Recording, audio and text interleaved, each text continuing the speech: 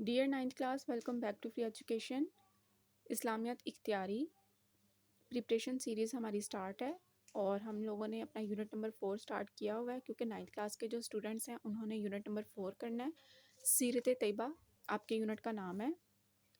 اس سے پہلے ہم لوگوں نے کل فریضہ رسالت کا مدنی دور جو ہے اس کو مکمل کیا تھا اور اب آپ دیکھیں کہ آپ کے سامنے میں نے آپ کی بک کا انڈیکس پیج رکھا ہوا ہے.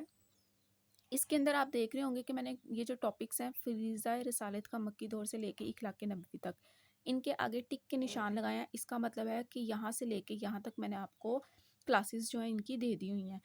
یہ بات میں نے اسی لیے بتائی ہے کہ نیو اسٹوڈنٹس جو میرے چینل کے اوپر آئیں گے، نیو اسٹوڈنٹس جو کنیکٹ کریں گے میرے ساتھ، ان کو پتہ ہونا چاہیے کہ یہ والے ٹاپکس جو ہیں میں پڑھا چکی ہوں. آج کا جو ہمارا ٹاپک ہے، آج کی جو ہماری کلاس ہوگی، اس میں جو ٹاپک ہم پڑھیں گے وہ ہے اولو العزم انبیاء کرام علیہ السلام کی تبلیغی مسائل. ٹھیک ہے، یعنی کہ اللہ کے کچھ خاص نبی، ان کی حوالے سے کہ انہوں نے کس طرح سے اللہ کے دین کی تبلیغ کا جو ہے وہ فریضہ انجام دیا تھا.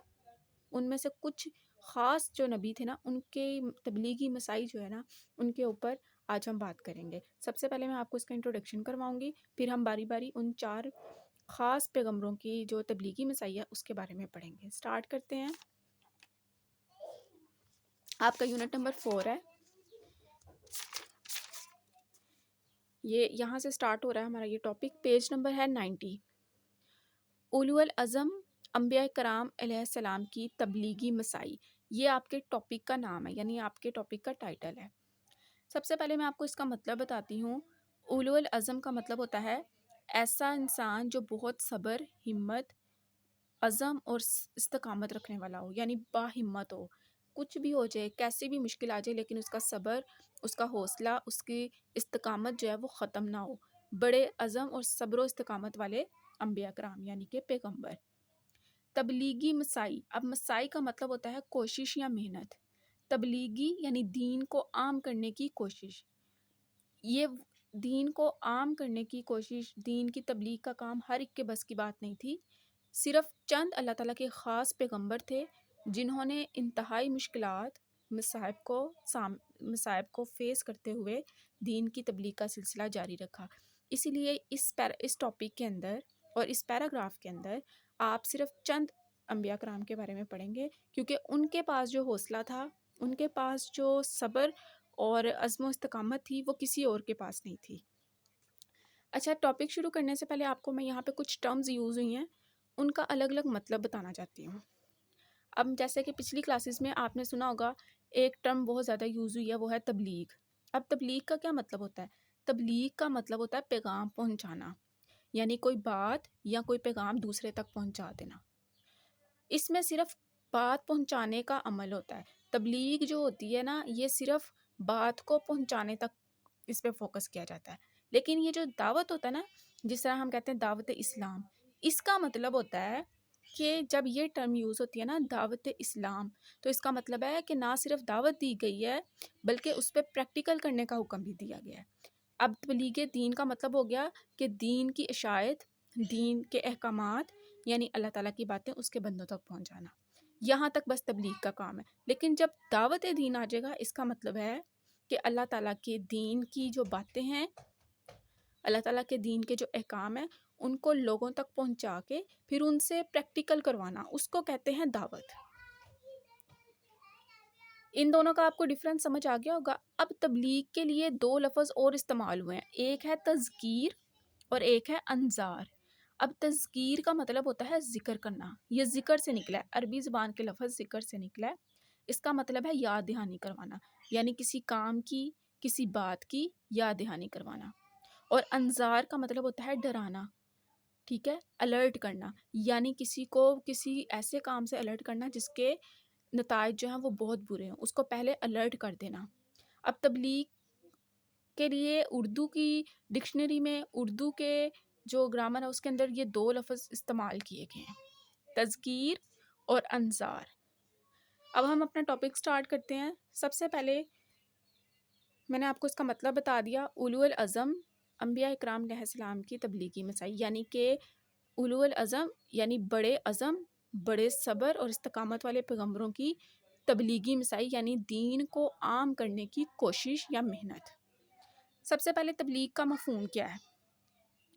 تبلیغ کے لغوی معنی ہیں پہنچانا، وہی بات جو میں نے آپ کو اوپر بتائی کہ صرف کسی بات کو، کسی حکم کو لوگوں تک بس پہنچا دینا، یہیں تک ہے تبلیغ کا کام۔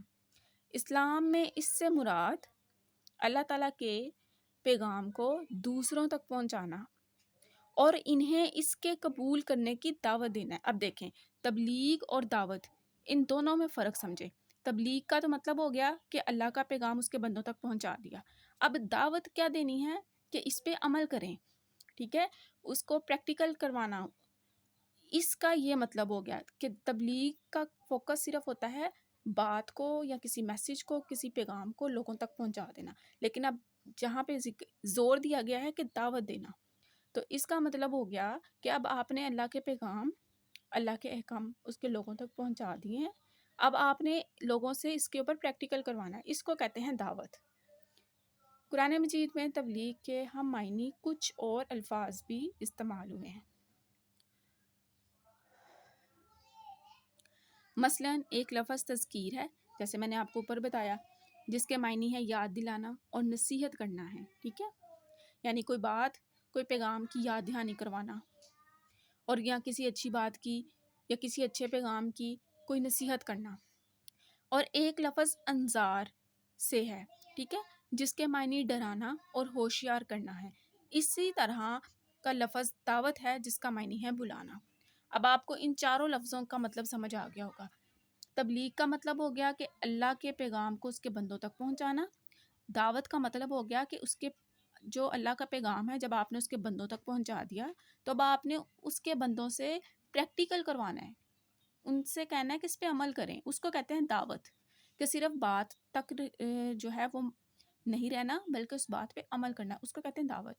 اب تذکیر کا مطلب ہے ذکر کرنا بار بار، یعنی اب اللہ کے پیغام کا بار بار ذکر کرنا، اس کی یاد دہانی دلانا کہ اس پہ عمل کرو۔ انذار کا مطلب ہے کہ کسی کو کسی ایسے کام سے آگاہ کرنا، الرٹ کرنا جس کے نتائج بہت برے ہوں، یعنی اسے ڈرانا، ہوشیار کرنا۔ اب آگے دیکھتے ہیں، اسلام ہی ایک ایسا مذہب ہے جس نے تبلیغ کو بہت زیادہ اہمیت دی ہے، یعنی کہ اللہ کے پیغام کو بڑھانے میں اس کی اشاعت کو بہت اہمیت دی ہے۔ قرآن مجید میں اس کے لیے واضح حکم موجود ہے۔ اب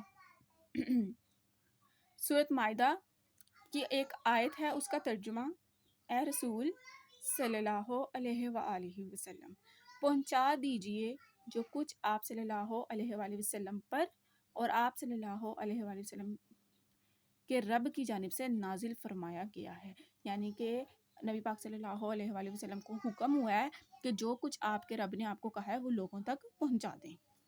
اللہ تعالیٰ کے حکم کی تعمیل میں حضور اکرم صلی اللہ علیہ وآلہ وسلم نے اللہ تعالیٰ کے ہر پیغام کو انسانوں تک پہنچانے کا حق ادا کیا اور امت کے لیے عملی نمونہ باقی چھوڑا ہے۔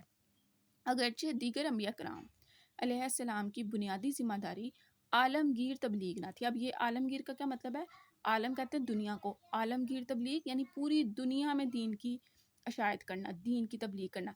اب یہ ذمہ داری باقی انبیاء کرام کو نہیں تھی ملی، یعنی ان کا کام یہ نہیں تھا کہ اب انہوں نے پوری دنیا میں جو ہے دین کی تبلیغ کرنی ہے، بلکہ ان کو ان کی قوم تک محدود رکھا گیا۔ تاہم جس قوم کی طرف انہیں نبی بنا کر بھیجا گیا تھا، اس تک اللہ تعالیٰ کا پیغام پہنچانے میں انہوں نے کوئی کمی نہ چھوڑی، اور اس سلسلے میں ہر قسم کی مشکلات کو خندہ پیشانی سے برداشت کیا۔ اب خندہ پیشانی کا مطلب ہے کہ مشکل وقت میں بھی پرسکون رہنا اور مسکرا کر حالات کا مقابلہ کرنا۔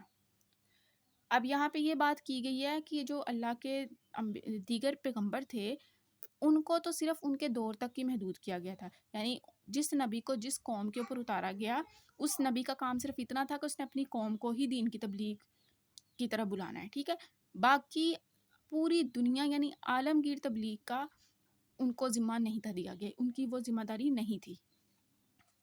یہاں چند اولو العزم انبیاء کرام علیہ السلام کی تبلیغی مساعی کا تذکرہ کیا جاتا ہے۔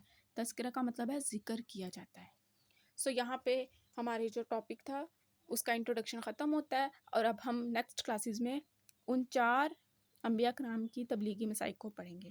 Stay connected and stay blessed.